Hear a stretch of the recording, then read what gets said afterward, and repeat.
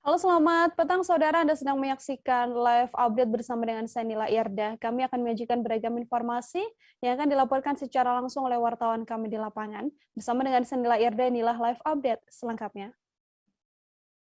Kita awali dengan informasi pertama, saudara. Tangki kapal meledak yang mana 2 korban mengalami luka bakar dan seorang lagi masih hilang di Mempawah. Musibah kecelakaan kerja terjadi di kapal PT Muara Jungkat, Desa Wajok Hilir, Kecamatan Jungkat, Kabupaten Mempawah, Kalimantan Barat, pada Rabu 5 Januari 2022. Segera pukul 11 waktu Indonesia Barat, tangki kapal SPOB Rezeki Bersama yang tengah bersandar di dermaga ini tiba-tiba meledak. Dalam insiden tersebut, 2 anak buah kapal atau ABK mengalami luka bakar, sementara seorang lagi hingga kini belum ditemukan. Untuk mengetahui informasi selengkapnya, ada wartawan kami dari Tribun Pontianak, Ramadan di sana yang akan memberikan informasinya pada Anda. Halo, Ramadan. Ya, malam Nila. Selamat malam, Ramadan. Silakan dengan laporan Anda bisa dijelaskan kapan persisnya kejadian ini, lalu bagaimana kronologisnya? Ya, untuk kejadian sendiri, untuk adanya kecelakaan kerja, itu meledaknya tangki kapal yang terjadi pada 5 Januari 2022 di dermaga Muara Jungkat, yaitu di Wajo Ilir, Kecamatan Jongkat, Kabupaten Mempawah, Kalimantan Barat.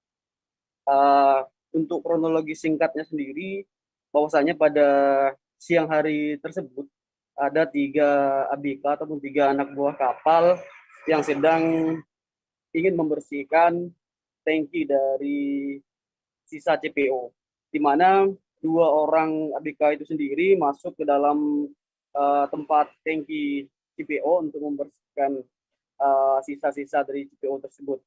Namun 1 orang ABK itu berada di atas untuk memastikan temannya yang ada di dalam tangki tersebut.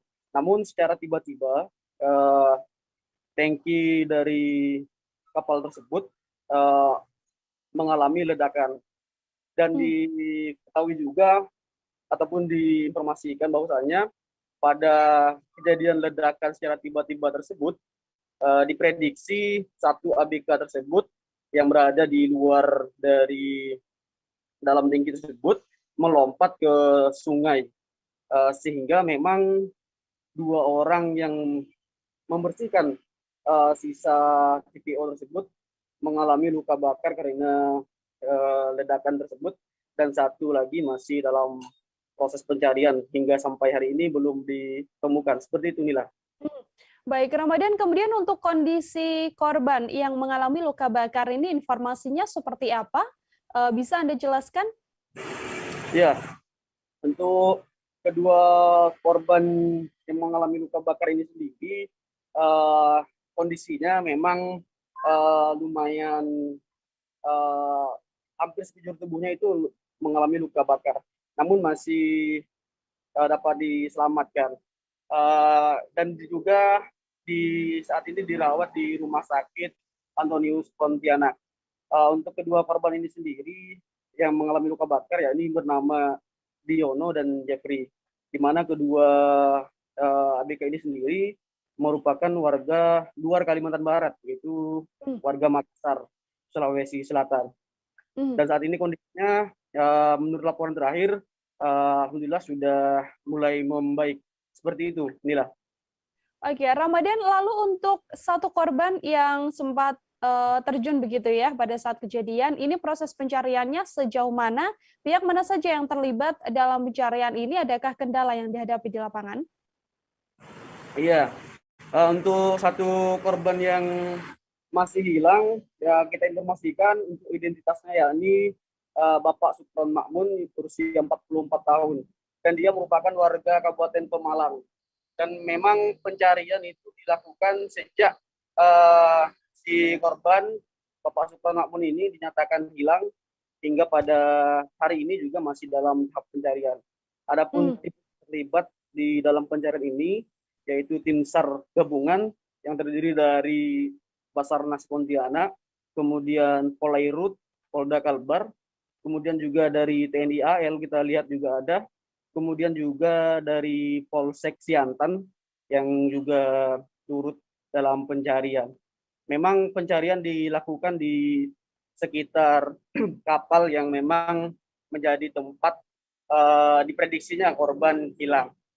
Namun berdasarkan informasi yang kita dapatkan di lapangan, memang petugas juga mengalami kendala untuk pencarian. Mengingat di sekitar dermaga tempat si korban menghilang itu untuk arus ataupun air di sekitar Muara Jungkat itu memang saat ini dikabarkan dalam keadaan yang kencang seperti itu. Inilah. Oke, terima kasih banyak Ramadan, wartawan Tribun Pontianak atas informasi Anda. Selamat bertugas kembali. Kita lanjutkan ke informasi lain, Saudara. Aparat Polres Lampung Selatan mengamankan Sanwari, oknum anggota lembaga swadaya masyarakat. Sanwari ini diduga melakukan penganiayaan terhadap warga bernama Ferdinandus yang merupakan pegawai PT PN 7. Selain penganiayaan, Sanwari ini juga diduga melakukan pengerusakan. Untuk mengetahui informasi lebih detailnya, ada Domi Desmantri, wartawan Tribun Lampung di sana, yang akan memberikan informasinya pada Anda. Halo Domi, selamat malam. Selamat malam, Rekanila. Domi, silahkan dengan laporan Anda, bagaimana kronologis kasus penganiayaan dan juga pengerusakan yang diduga dilakukan oleh oknum LSM ini? Baik, berawal dari pada 16 Oktober 2021 kemarin, sejumlah oknum LSM dari Pelita mendatangi kantor PT PN 7. Gitu. Namun dihalang-halangi oleh beberapa petugas. Namun oknum-oknum LSM ini tetap bersikeras ingin masuk ke lahan PT PN 7. Lalu karena dihalang-halangi oleh petugas, mereka pun akhirnya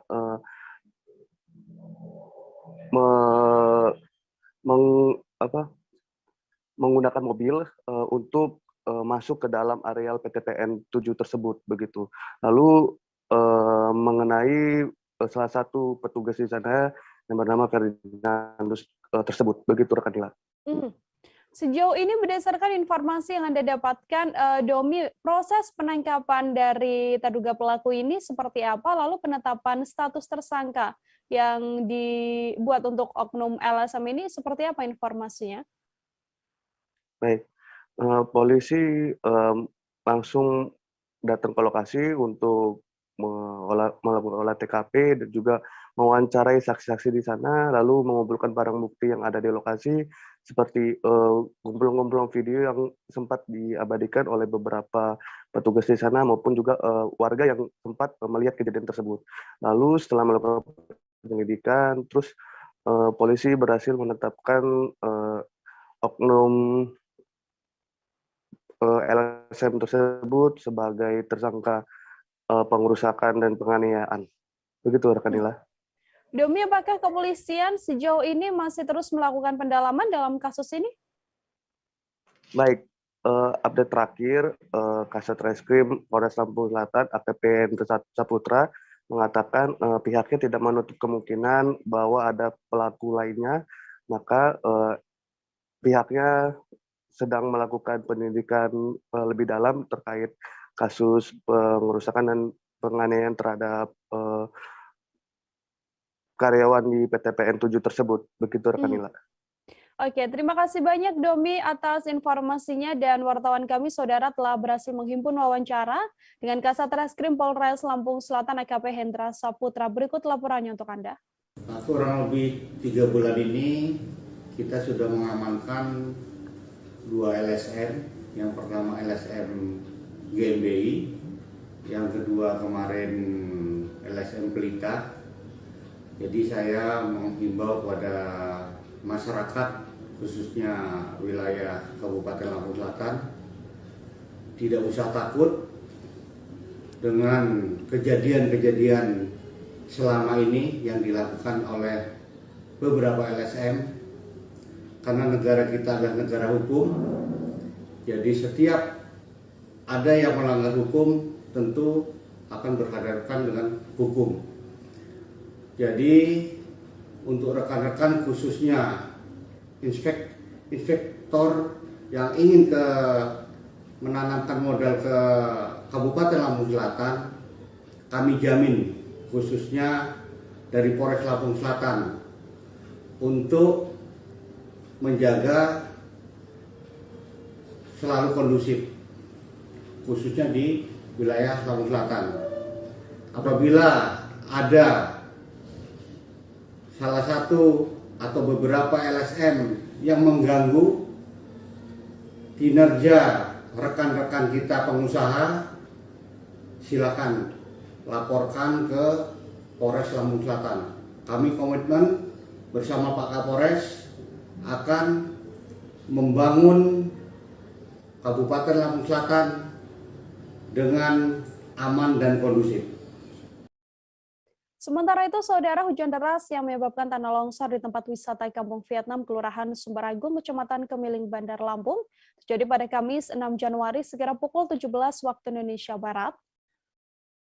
Tanah longsor tersebut mengakibatkan lantai seluas kurang lebih 3 kali 7 meter persegi ini ambles. Beruntung, tak ada korban jiwa dalam peristiwa ini. Selain mengakibatkan lantai dan fondasi bangunan ambles, tanah longsor ini juga menyebabkan sejumlah fasilitas penunjang mengalami kerusakan. Untuk mengetahui informasi lebih detailnya, ada Joviter Husin, wartawan Tribun Lampung yang akan memberikan informasinya pada Anda. Halo, selamat malam, Joviter. Halo, Nila. Baik, Joviter, selamat malam. Bisa dijelaskan seperti apa kejadian longsornya tanah di tempat wisata Kampung Vietnam ini? Joviter, silahkan. Ya, untuk tanah longsor sendiri terjadi pada hari Kamis kemarin atau sekitar pukul 5 sore, di mana pada saat itu masih ada sejumlah pengunjung yang mendatangi lokasi wisata tersebut. Namun untuk diketahui juga bahwa pada saat itu sedang dalam kondisi hujan sehingga pengunjung berada di tepi atau bukan di lokasi yang longsor, sehingga longsoran tersebut tidak menyebabkan korban jiwa. Demikian, Nila. Joviter, apakah insiden ini memang sebelumnya sudah pernah terjadi atau ini adalah kali pertama terjadi? Ya, menurut keterangan dari pengelola lokasi wisata bahwa musibah tanah longsor ini baru pertama kali. Namun musibah ini sendiri sudah diprediksi oleh para pengelola, mengingat daerah tersebut merupakan dataran tinggi dan dengan kondisi tanah yang kurang kuat atau masih sekitar labil. Demikian, Nila. Lalu sejauh ini proses penanganan longsor tersebut yang dilakukan oleh pihak wisata Kampung Vietnam seperti apa, Joviter? Ya, disampaikan oleh pengelola sendiri bahwa pihaknya telah melakukan perbaikan di sekitar lokasi longsor untuk mengantisipasi terjadinya longsor susulan atau musibah selanjutnya. Mereka memasang bronjong agar tanah lebih kuat dan dapat menahan derasnya aliran air hujan maupun cuaca lainnya. Demikian, Nila. Ya, terima kasih banyak Joviter, wartawan Tribun Lampung atas informasinya. Untuk mengetahui informasi lebih lengkapnya, saudara, Joviter juga telah menghimpun wawancara dengan pengelola, yakni Hasibuan. Berikut liputannya untuk Anda. Kronologisnya kurang lebih dari mulai jam 5 ya. Seingat saya kurang lebih jam 5 itu mulai hujan. Hujan memang sangat deras. Kemudian saya juga masih duduk di sini, terdengar suara agak suara besar. Ternyata rupanya ada meja kaca kita di bawah di dekat ruang musik itu rubuh longsor. Namun itu meja kaca hanya lebarnya 30 cm dengan panjang kurang lebih 7 meter itu rubuh. Ternyata kalau saya nilai dari kejadian itu pondasinya sepertinya kurang dalam. Kemudian karena diguyur oleh hujan terus, sehingga mungkin tanahnya jadi lembek, sehingga pondasinya jadi rubuh, mengakibatkan tempat duduk yang ada di sana juga ikut rubuh. Kalau saya hitung-hitung kerugian kita nggak lebih dari 2 juta rupiah. Ya, kerugiannya nggak lebih dari 2 juta rupiah. Jadi yang ikut longsor ke bawah itu apa aja, Pak? Gazebo, Pak ya? Itu saya bikin memang payungan untuk memayungi salon musik, speaker aktif. Itu saya buat di sana payungan supaya speakernya nggak kena hujan gitu kalau hujan. Tapi speakernya nggak ikut? Ya ikut rubuh rubuh karena memang payungan itu kita ikat dengan pagar meja. Saat kejadian itu nggak ada pengunjung Pak ya, jadi nggak ada korban ya? Pengunjung biasanya ada di ruang musik nyanyi-nyanyi. Kami jeda sejenak, saudara. Seusai jeda masih akan ada beragam informasi lain yang akan kami hadirkan untuk Anda. Tetap di live update. Oke, apa kabar Bang Ariski di sini untuk strateginya? Kalau saya sendiri di Jumit 37 ini yang semalam baru mulai, Apa yang saya dirasakan udah Kak Fernita? Sebenarnya aku nggak ngerasain penangkapan atau penggerebekan atau apapun itu, karena gini loh, posisinya aku kriteria. lagi main. Jadi kita mengenal disebut dengan stroke yang tidak berdarah dengan stroke yang berdarah. Stroke yang tidak berdarah itu biasanya ditandai dengan adanya penyumbatan. Kalau itu terjadi di sini mungkin pikirnya tidak ke situ kali ya, tapi kalau di Korea atau di Kamboja itu ada beberapa paper yang saya itu Mas, ya, dulunya tukang koran. Oh gitu ya. Tukang koran. Ya, saya baca ya, Pak. Tuh kan, pernah baca kan? Ya. Jadi kalau saya jadi tanggam, itu udah bersyukur banget. Si anak ini dijadikan sebagai tersangka begitu. Ya, kalau ini kita bicara yang di luar kasus Situbondo ya. Dengan nama hujan shower, di mana terdapat batas jelas antara daerah hujan dan tidak hujan yang biasanya terjadi pada fase awal mature stage atau tahap berbahaya dewasa. itu Kang. Jadi mulai artinya terjadinya perlembekan. Nah itu untuk penetrasi akan sulit gitu ya. Dok, saya ini menurut saya memang tidak mudah, bukan urusan tanah diambil. Kalau misalnya Amerika Serikat sekarang, Rasulullah mengatakan dalam sebuah hadis bahwa berpuasa di 6 hari Syawal itu. Oke, apa kabar Bang Ariski di sini untuk strateginya?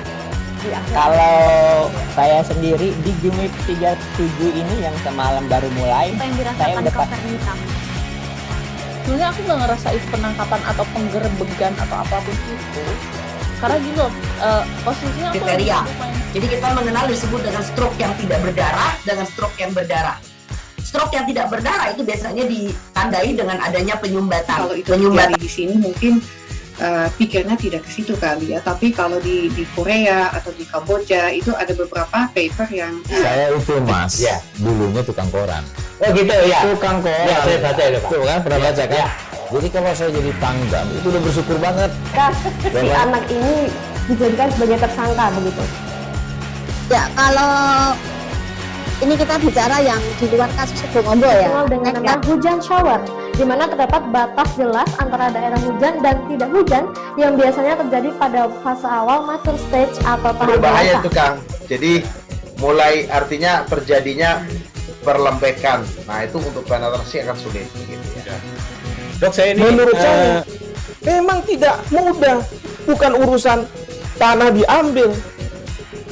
Kalau misalnya Amerika Serikat sekarang, Rasulullah mengatakan dalam sebuah hadis bahwa berpuasa di 6 hari Syawal itu.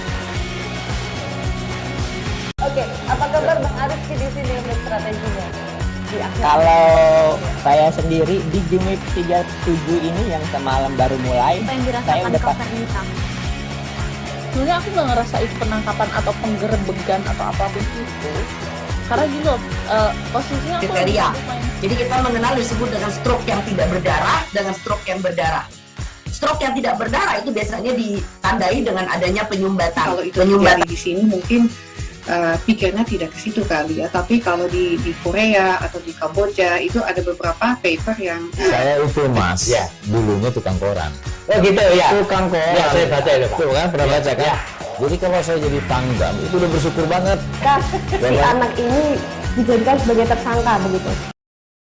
Masih bersama dengan Senila Irda, saudara, Anda kembali menyaksikan live update. Bupati Kota Baru Haji Said Jafar mencari ASN yang belum divaksin. Sidak ini untuk pengecekan bukti vaksinasi pada aparatur sipil negara yang dilakukan oleh Bupati pada Jumat 7 Januari.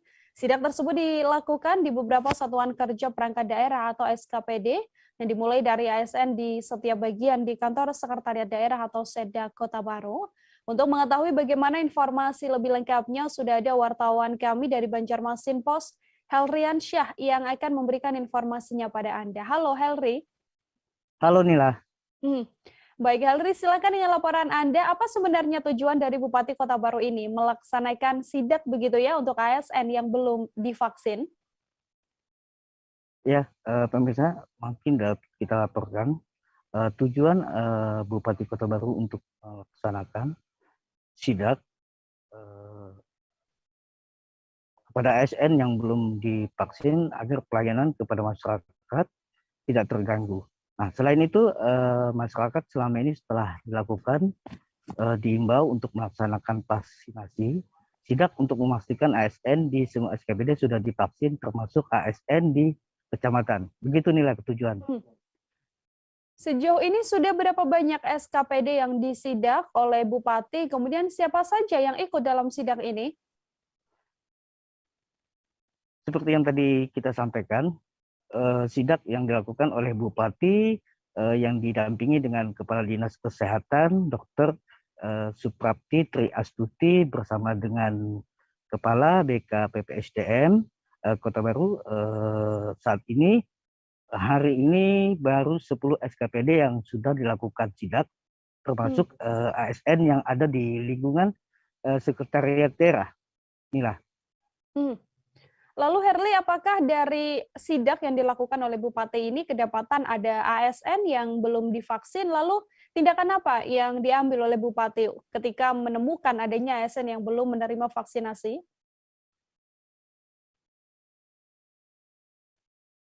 Helri? Sidak hari ini yang dilakukan oleh Bupati setidaknya ada ditemukan 5 ASN, satu diantaranya merupakan karyawan PDAM yang kebetulan sedang melaksanakan rapat di ruang salah satu bagian ekonomi Sekretariat Daerah, yang mana mungkin dapat kita laporkan dari 5 ASN yang kedapatan belum melakukan vaksinasi, itu diantaranya satu ASN yang tidak bisa menunjukkan vaksinasinya, sedangkan yang 3 itu belum bisa melaksanakan gitu, belum bisa melaksanakan vaksinasinya karena memang mengalami mengidap penyakit stroke dan hipertensi. Sedangkan yang 1 itu sedang melakukan atau mungkin belum mendapat izin dari dokter karena sedang mengalami atau mengidap penyakit kanker gitu nih lah. Oke, ketika mengetahui adanya ASN yang belum menerima vaksinasi dengan beberapa alasan tadi ya Helri, lalu apa tindakan atau mungkin pesan yang disampaikan oleh Bupati?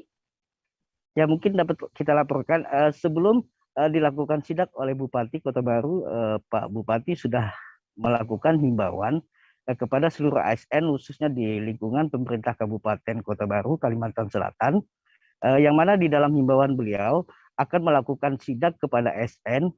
Namun jika di hari pelaksanaan sidak masih ditemukan ada ASN yang belum melakukan vaksinasi ataupun belum memiliki kartu atau sertifikat vaksinasi, maka akan dilakukan tindakan tegas berupa ASN tidak diperkenakan untuk masuk ke dalam kantor sebelum melakukan vaksinasi, gitu. Baik, terima kasih banyak Helri atas informasinya. Untuk mengetahui informasi lebih detailnya, Saudara, wartawan kami telah menghimpun wawancara dengan Bupati Kabupaten Kota Baru, Kalimantan Selatan Raja Syed Jafar. Berikut laporannya untuk Anda. Jadi pada semua media yang meliput pada pagi hari ini, saya Rajia keliling pada semua dinas-dinas seperti janji saya yang sudah saya sampaikan beberapa hari yang lalu sebelum kita lakukan vaksin yang ada di kantor Golkar yang kedua kalinya, kami berjanji ingin menyidak semua, memeriksa semua yang ada di dinas-dinas agar kita pastikan bahwa di dinas kita, di pemerintah Kabupaten Kota Baru menyatakan bahwa semua sudah bervaksin, minimal sudah 2 kali, sehingga pelayanan yang kita lakukan kepada masyarakat ini kita tidak terganggu. Karena nanti yang kita himbau selalu masyarakat untuk bervaksin. Tapi kita sendiri yang memberikan pelayanan kepada masyarakat tidak bervaksin. Nah ini salah. Maka dari itu kita dulu, di diri kita dulu, di pemerintah yang untuk memberikan pelayanan kepada masyarakat harus bervaksin. Minimal sudah 2 kali. Nah, pada pagi ini saya razia apabila ada yang tidak bervaksin, tidak ada data alasan yang kuat dari dokter bahwa dia belum bisa divaksin, maka saya tidak dibolehkan turun bekerja.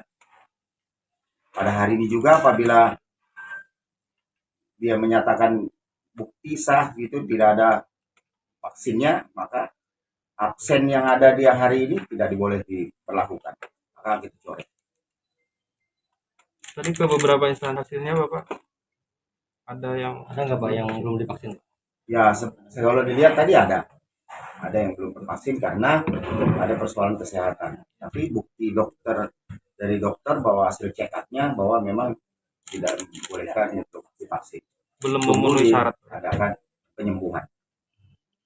Pak, setelah beberapa SKPD ini juga akan dilakukan ke SKPD lain, Pak? Iya, jadi ini nanti saya lakukan di SKPD kita semua dulu, di dinas-dinas kita semua dulu. Baru saya nanti akan keluar ke kecamatan-kecamatan, kantor kecamatan dan desa nanti saya lakukan. Nah, kalau itu sudah kita lakukan ke lapangan-lapangan, ada yang nanti terbukti banyak syarat yang kita akan cekal, yang tidak boleh mengikutinya kalau dia tidak bervaksin. Misalnya contoh, ini sebentar lagi ada pemilihan. Kelompok petani atau Poktan Jakabarek di Pedukuhan Gading 4, Kelurahan Gading, Kapanewon Pelayan Gunung Kidul, Saudara, mendapatkan bantuan perangkap lalat buah. Adapun bantuan dan pembinaan diberikan oleh pengendali organisme pengganggu tanaman atau POPT Pelayan. Petugas POPT Patuk dan juga Pelayan Sujaka mengatakan perangkap lalat buah ini dibuat menggunakan zat petrogenol yang dicampur dengan air. Untuk mengetahui informasi lebih lengkapnya, ada Alexander Aprita, wartawan Tribun Jogja di sana, yang akan memberikan informasinya pada Anda. Halo, Alexander. Ya, selamat malam, Nila. Selamat malam, Alexander. Silakan dengan informasi Anda. Ini bagaimana teknis pembuatan perangkap buah ini? Silakan dengan laporan Anda. Ya, Nila, sebagai informasi, jadi kelompok tani Jakabarek ini masih terbilang baru seperti itu. Mereka mengelola lahannya tersebut baru sekitar sebulan terakhir.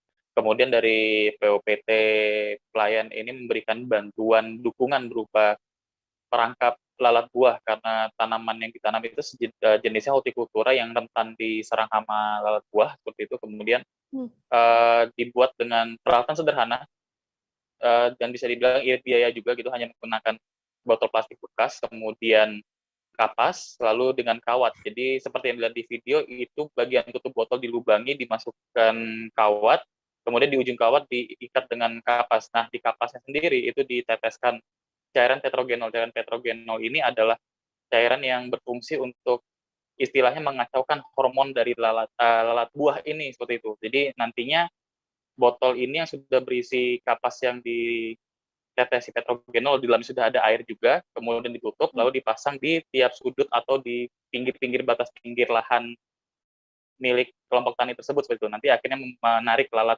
buah yang pejantan untuk masuk ke dalam, kemudian mengacaukan hormonnya, sehingga nantinya tidak bisa berkembang biak ketika bertemu dengan lalat betina. Demikian, Nila. Baik, Alexander, kemudian dengan dipasangnya perangkap ini, lalu dampaknya nanti akan seperti apa? Ya, Nila.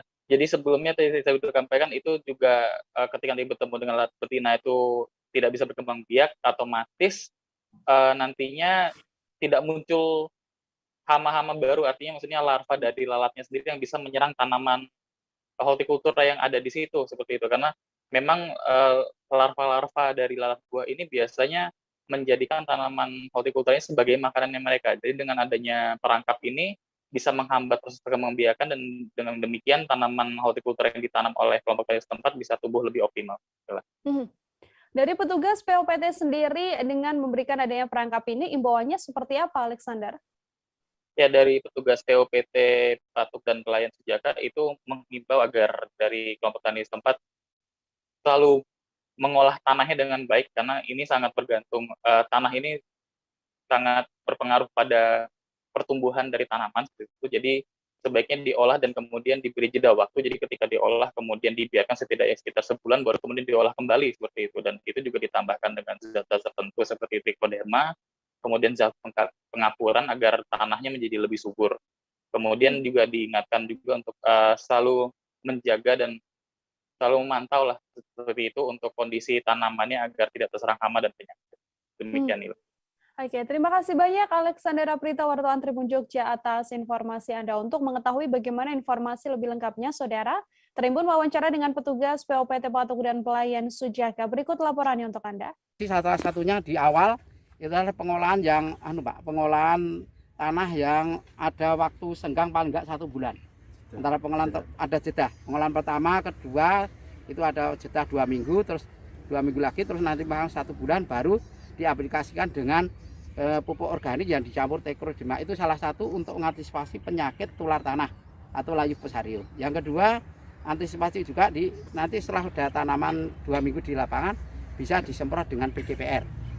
Itu ditambah Bacillus, ditambah pengendalian dengan Bevera bassiana untuk mengendalikan apis, kutu maupun wereng hijau yang ada di tanaman itu untuk antisipasi. Terus salah satunya juga ini kalau sudah tanaman mulai berbuah, bercabang, antisipasinya dengan pengendalian lalat buah perangkap dengan petrogenol.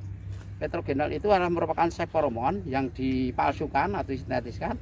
Itu harapannya nanti induk dari petrogenol dari lalat buah itu Bacillus itu dia tidak akan bertelur karena pejantannya masuk dalam perangkap. Jadi ini intinya manipulasi supaya pejantan itu bisa masuk di dalam perangkap karena itu menggunakan seporomon yang ada di betina sehingga tidak terjadi pembuahan di induk daripada lalat buah sehingga tidak akan terjadi infeksi yang ada di buah tanaman cabai. Harapannya gitu. Dan itu untuk pengendalian petrogenol itu baiknya diulang setiap 2 minggu sekali. Harus dimasukkan lagi untuk tetes lagi untuk petrogenol karena kalau nggak diulang nanti justru bahaya. Karena apa? Nanti untuk yang biasanya masuk perangkap dia tidak bisa bertemu di lahan untuk antara pejantan dan betina sehingga akan terjadi infeksi. PSS Sleman, Saudara, berhasil memenangkan pertandingan melawan Persiraja Banda Aceh dengan skor meyakinkan 4-1 pada Jumat 6 Januari sore. Laga tersebut berlangsung di Stadion I Gusti Ngurah Rai Denpasar, Bali. Gol kemenangan ini dicetak oleh Ricky Dwi Saputro, kemudian Ilham Zahrul Mila, Supriyadi, dan juga Juninho. Untuk mengetahui bagaimana informasi lebih lengkapnya, ada wartawan Tribun News, Nur Sina di sana yang akan memberikan informasi lebih lengkapnya pada Anda. Halo, Sina. Halo, Nila. Selamat malam. Selamat malam. Sina, silakan dengan informasi Anda untuk jalannya pertandingan tadi yang kemudian dimenangkan begitu ya laganya oleh PSS Sleman. Seperti apa? Silakan dengan laporan Anda. Oke, terima kasih. Pertandingan tadi cukup berjalan dengan seru ya. Kedua tim tampil impresif sejak menit awal, tampil berusaha menyerang. Namun PSS Sleman berusaha lebih mendominasi. Buktinya pemain baru mereka, Ricky Dwi Saputro, mampu mencetak gol pembuka PSS Sleman pada menit ke-18. Keunggulan PSS Sleman ternyata tak hanya di situ. 3 menit berselang, Ilham Zahrul Mila berhasil mengadakan kedudukan melalui sepakannya, lalu Supriyadi pada menit ke-37. Skor 3-0 itu menutup babak pertama untuk keunggulan PSS Sleman. Lalu di babak kedua, Juninho berhasil menambah keunggulan dan membuat PSS Sleman jauh lebih unggul ya pada menit ke-52. Sementara Persiraja Banda Aceh hanya mampu mencetak gol balasan melalui Bruno Dibal pada menit ke-68 melalui titik putih penalti. Secara statistik PSS Sleman jauh lebih unggul daripada Persiraja Banda Aceh. Dari 4 gol yang mereka lesakkan, 8 mereka menghasilkan 8 shoot on target, jauh dibandingkan Persiraja Banda Aceh yang hanya menghasilkan 4 shoot on target. Dari segi ball position juga PSS Sleman jauh menguasai pertandingan 59 berbanding 41. Pada laga ini juga menarik karena masing-masing kedua tim menurunkan pemain-pemain baru mereka seperti Hasanur Rizal Torres yang kembali dari Persis Solo untuk membela Persiraja Banda Aceh. Begitu juga dengan PSS Sleman yang mendatangkan Ricky dari Persika Tegal, lalu ada Supriyadi yang merupakan mantan pemain Persiraja Banda Aceh. Jadi ia sempat mencetak gol tapi tidak berselebrasi karena ia menghormati mantan timnya.